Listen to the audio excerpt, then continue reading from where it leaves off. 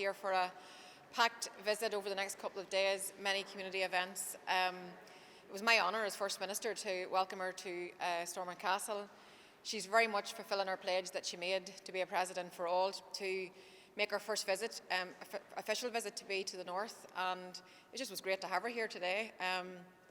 I believe that our whole campaign was about hope, it was about opportunity, it was about inclusion, it was about unity, it was about building for the future, and I think that we're going to enjoy a very good relationship with her throughout her tenure as Uachtaráin na hÉireann. Very positive meeting, obviously welcoming her to Belfast. I extended an invitation to her to Fleadh Cheoil na hÉireann later in the year. In August we're going to have the Fleadh in Belfast for the first time. I think that's something that we can definitely look forward to having, but hopefully having the President's attendance also. We chatted a bit about the journey we've been on in terms of our own Good Friday Agreement and the peace process, how we've been absolutely transformed as a society.